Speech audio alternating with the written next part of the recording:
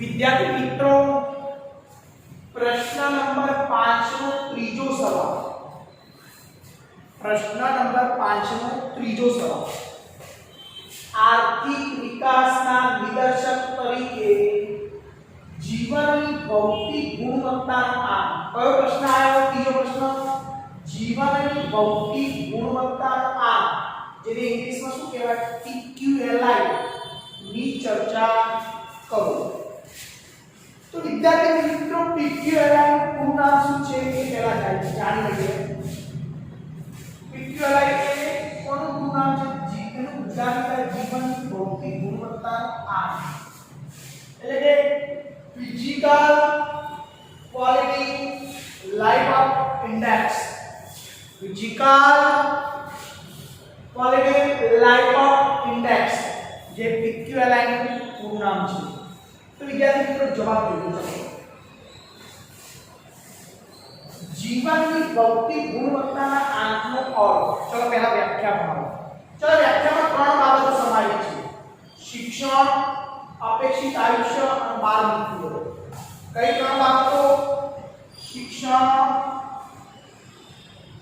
અપેક્ષિત આયુષ્ય અને બાળ મૃત્યુ આ ત્રણેય બાબતો तो ध्यान रखो शिक्षण बाल मृत्यु दर અને અપેક્ષિત આયુષ્ય જેવી બાબતો દ્વારા આપવામાં આવેલા આપણા જીવનની ભૌતિક ગુણવત્તાઓ આ ત્રણ બાબતો દ્વારા આપવામાં આવેલા આંકને શું કહે છે જીવનની ભૌતિક ગુણવત્તાના આંક તરીકે ઓળખવામાં આવે છે પરીક્ષામાં મોસ્ટ આવી જીવનની ભૌતિક ગુણવત્તાનો આંક કોને રજૂ કર્યો છે तो मॉरिस डेविस मॉरिस કોને રજૂ કર્યો છે મॉरिस डेविस मॉरिસ આ જીવનની ભૌતિક ગુણવત્તાનો આંક રજૂ કર્યો જેમાં દેશનો વિકાસ એવો હોવો જોઈએ જે ગરીબોના જીવન ધોરણને ઊંચું લાવે જો આ જીવન ધોરણની વાત છે ખ્યાલ આવ્યો એટલે PQLIમાં એવું કહેવામાં આવ્યું છે કે જેમાં દેશનો વિકાસ એવો હોવો જોઈએ કે ગરીબોના જીવન ધોરણને કેવું લાવે ઊંચું ગરીબોનું જીવન ધોરણ ઊંચું આવે એવો આ PQLIનો અર્થ હોવો જોઈએ પરિણામે નાગરિકોની પ્રાથમિક જરૂરિયાતો સંતોષાય આપણા લોકોની પ્રાથમિક જરૂરિયાતો શું છે તો આપણા દેશના લોકોની પ્રાથમિક જરૂરિયાતો ત્રણ છે ગરીબો માટે તો ખાસ ખોરાક કપડાં અને રહેઠાણ કઈ ત્રણ ખોરાક કપડાં અને રહેઠાણ આ ત્રણ જરૂરિયાતો માનવીની પ્રાથમિક જરૂરિયાતો સંતોષાવી જોઈએ તો જીવનની ભૌતિક ગુણવત્તાનો આંક સારો કહેવાય ચલો આગળ જીવનની ભૌતિક ગુણવત્તાની બાબતો પરીક્ષામાં ઘટકો પૂછાય છે ધ્યાન રાખો તો પણ આંક લખવાનો જીવનની ભૌતિક ગુણવત્તાના આંકના ઘટકો ચલો પહેલું શિક્ષણ શિક્ષણ શું દર્શાવે છે તો દેશમાં સાક્ષરતાનું પ્રમાણ પર કેટલા લોકો ભણેલા છે એટલે કે દેશમાં સાક્ષરતાનું પ્રમાણ શિક્ષણની સ્થિતિ દર્શાવે છે શિક્ષણની સાક્ષર કોને કહેવાય તો જે લોકોને લખતા આવડે છે અને વાંચતા આવડે છે એ લોકો શું કહેવાય સાક્ષર છે દેશમાં શિક્ષણ જે ટકાવારીના આધારે જાણી શકાય છે આપણે નહીં કહેતા ધોરણ 8માં 95% આવ્યા ધોરણ 9માં 90% આવ્યા ધોરણ 10માં 75% આવ્યા તો એક ટકાવારીના આધારે શિક્ષણ જાણી શકાય કે આ વિદ્યાર્થી કેટલો શિક્ષણમાં ટકાવારીની દ્રષ્ટિએ હોશિયાર છે એ જાણી શકાય ચલો અપેક્ષિત આયુષ્ય એટલે શું તો ધ્યાન રાખો બાળકના જન્મ સમયે તે કેટલા વર્ષનું આયુષ્ય ભોગવે છે આપણે દાખલા તરીકે કોઈ બાળક જન્મે તો આપણે કહીએ કે 80 વર્ષનું થશે तो ये अपेक्षित कहेवाय धारणा करी છે શું કહેવાય ધારણા કરી અપેક્ષિત એટલે ધારણા આપણે ઘણી વખત કહીએ કે 100 વર્ષનો થાય ઘણી વખત કહીએ કે 65 વર્ષનું જીવશે તો જો બાળક જન્મે છે ત્યારે કેટલા વર્ષનું આયુષ્ય ભોગવશે એવી ધારણા કરીએ છીએ એ ધારણાને શું કહેવાય એવી અપેક્ષાને અપેક્ષિત આયુષ્ય કહે છે કે આ બાળક 80 વર્ષ જીવશે 60 વર્ષ જીવશે 65 વર્ષ જીવશે એવી ધારણાને અપેક્ષિત આયુષ્ય કહે છે બાળ મૃત્યુ દર બાળ મૃત્યુ દર એટલે શું તો જે એવું બાળક જન્મે છે ત્યારથી માંડીને 1 વર્ષ જન્મે છે ત્યારથી માંડીને 1 વર્ષ એટલે કે 365 દિવસ પણ જીવતું નથી. જે એવું બાળક કે જે 1 વર્ષ પણ જીવતું નથી એટલે કે 365 દિવસ જીવ્યા પહેલા મરી જાય છે. 365 દિવસ જીવ્યા પહેલા શું થાય છે? મરી જાય છે. એને બાળ મૃત્યુ દર. અને આ બાળ મૃત્યુ દર 1000 ગણાય. ખ્યાલ જો જીવતા જન્મેલા 10,000 બાળકો 10,000 ગણાય છે.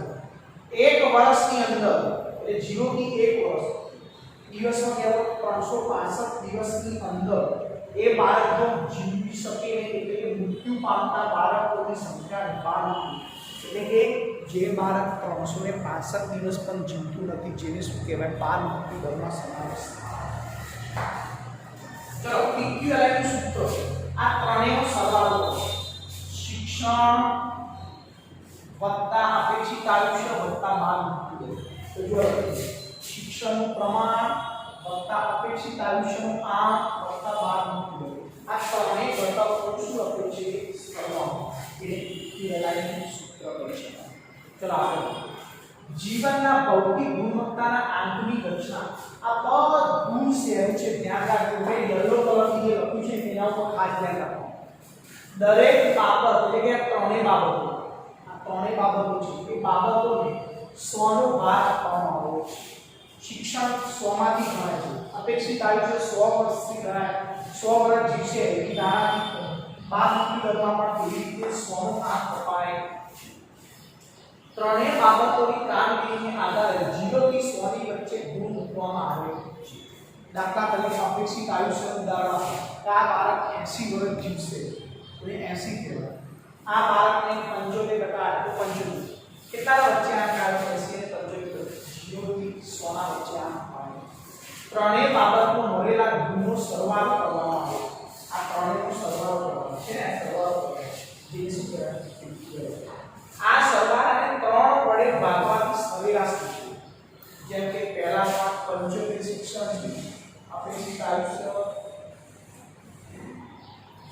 આયુષ્ય માની લો તો 80 વર્ષ છે. વત્તા બાળ મૃત્યુ દર 0 થી વચ્ચે હોય એટલે આ દિવસ પડે. ચલો 1 વર્ષ ભાગ્યા 3 કરો એટલે શું કહેવાય? સરેરાશ. જે સરેરાશ આવે અહીંયા જે જવાબ આવે એને શું કહેવાય? PQLI કહેવાય.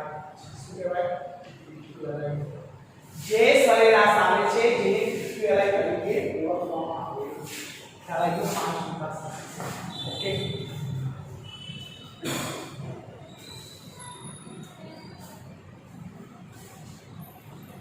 આગળ જીવનની ભૌતિક ગુણવત્તાના આંકની બાબતો.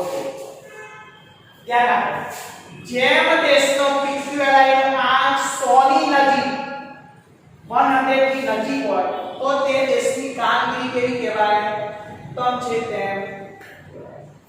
100 ની નજીક આપણા ટકા દાખલા તરીકે 100 ની નજીક આવે તો એ ટકા સારા કહેવાય. એવી રીતે એનાથી ઉલટું જેમ દેશનો PQLI નો આંક 0 ની નજીક હોય તો તે દેશની કામગીરી ઉત્તરની કક્ષાએ. જેમ કે આપણા 30% તો નફાસ તો એ કઈ કક્ષા કહેવાય? ઉત્તરની કક્ષા. PQLI નો આંક 0 થી 100 ની વચ્ચે આવે. જવાબ કેટલો આવે? 0 થી 100 ની વચ્ચે આવે. કારણ કે 100 થી વધારે તો માપ થતું નથી. ભાગાકારમાં 3 કરો તો જવાબ કેટલો આવે? 0 થી 100 ની વચ્ચે આવે. PQLI ના આંકની એક જ દેશના 2 રાજ્યો જેમ કે ગુજરાત અને રાજસ્થાન, 2 જુદા જુદા દેશો જેમ કે ભારત અને નોર્વે, ભારત અને અમેરિકા, ભારત અને શ્રીલંકા, આ જુદા જુદા રાજ્યો કહીએ તો ગુજરાત અને રાજસ્થાન, દેશ કહીએ તો ભારત અને અમેરિકા, એવા 2 દેશની શું થઈ શકે છે? તુલના એટલે સરખામણી કરી શકાય છે.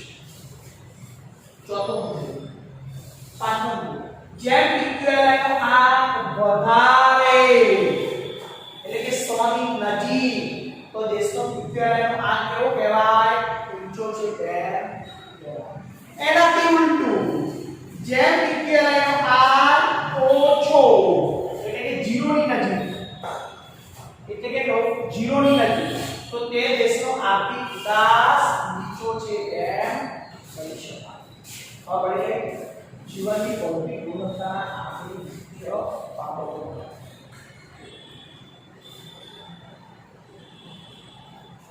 આગળ જીવનના ભૌતિક ગુણવત્તાના આંકની મર્યાદાઓ. આ ધ્યાન રાખજો. મર્યાદાઓ નેગેટિવ આવશે. માત્ર 3 જ બાબતનો સમાવેશ થાય છે, માટે સચોટતાથી દેશનો વિકાસ થયો છે કે નહીં તે ના કહી શકાય. ચલો અહીંયા 3 જ બાબતો છે. શિક્ષણ છે, અપેક્ષિત આયુષ્ય છે, બાળ મૃત્યુ દર છે. હું માનું ત્યાં સુધી ખોરાક ક્યાં ગયો, રહેઠાણ ક્યાં ગયું, પાણીની સુવિધા ક્યાં ગઈ, આ બધી વસ્તુઓ ગણી નથી.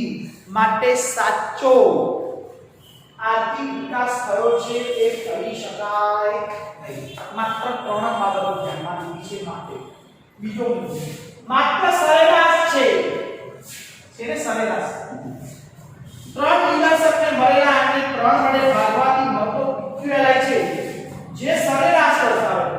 પણ સરેરાશથી તે દેશની 3 બાબતનો અગ્રીમતા કે પછાતતા છે તેમ કહી શકાય. કેમ ના કહી શકાય? કારણ કે અહીંયા શિક્ષણ, અપેક્ષિત આયુષ્ય અને બાળ મૃત્યુ દર 3 દર્શાવ્યું છે. મેં અગાઉ મુદ્દામાં કીધું એ જ રીતે પાણીનો સમાવેશ નથી કર્યો, રહેઠાણનો સમાવેશ નથી કર્યો, પછી વાહન વ્યવહારની સુવિધાનો સમાવેશ નથી કર્યો, સંદેશા વ્યવહારની સુવિધાનો સમાવેશ નથી કર્યો, ઘરની ગટર લાઈનની સુવિધાનો સમાવેશ નથી કર્યો. માટે સાચો એ આર્થિક વિકાસ અગ્રીમતા એટલે ઊંચો કે પછાત એટલે ઓછો છે એવું અગાઉથી કહી શકાતું નથી. બીજો કોઈ દેશનો ઇક્વિવેલન્ટ દર ઊંચો હોય, એવો હોય ઊંચો હોય તો તે દેશનો આર્થિક વિકાસ બીજા દેશ કરતો વધારે છે તેમ સામાન્યકરણ કરી શકાય નહીં. કારણ કે નોર્વે જેવા દેશ, અમેરિકા જેવા દેશની સરખામણી કરો તો આપણા દેશનું એક સામાન્યકરણ રીતે ઊંચો છે એવું કહી શકાય નહીં. કારણ કે એમનો તો ઓલરેડી વિકસિત દેશ જ છે. અમેરિકા, નોર્વે ઓલરેડી વિકસિત દેશ છે. એમની સરખામણીમાં આપણી તુલના કરી શકાતી નથી. ચોથો મુદ્દો 3 ધોરણને માનવ જીવનમાં એક સરખું મહત્વ એટલે 100 ની નજીક મહત્વ આપવું છે અથવા 100 વડે તેનું મહત્વ આપવું છે. એટલે 100 આંક કપાય છે જે અયોગ્ય છે. કારણ કે હું કહું એ રીતે તમે કહો અહીંયા બાળ મૃત્યુ દર તો એક જ આવી છે, એક વર્ષની અંદર જ આવશે. 100 નો આંક કેવી રીતે આવે? 0 થી 100 ની વચ્ચે જવાબ આવે છે પણ એક જ વર્ષ આવે છે. પણ આ બેને 100 ની નજીક માપ આપી શકાય, પણ આને 100 ની નજીક માપ આપી શકાય નહીં. માટે એ કેવું છે? અયોગ્ય છે એવું કહી શકાય. પાંચમું જીવનની ભૌતિક ગુણવત્તા આંકનું આવક વૃદ્ધિ મહત્વની છે. અહીંયા આવક સાથે કોઈ ચર્ચા કરી નથી. માટે આવકની કોઈ ચર્ચા કરી નથી. માટે એ શું કરી દેવાય? ઉપેક્ષા એટલે આવકની અવગણના કરી છે. આવકની શું કરી છે? અવગણના કરી છે, જે ખરેખર સારું કહેવાય. ખરેખર આવકની ગણતરી પણ ધ્યાનમાં લેવી જોઈએ, પણ આવકની ગણતરી ધ્યાનમાં નથી લીધી. માટે એને શું કહી શકાય? તે ખરેખર ઉપેક્ષા એટલે અવગણના કરી કહી શકાય.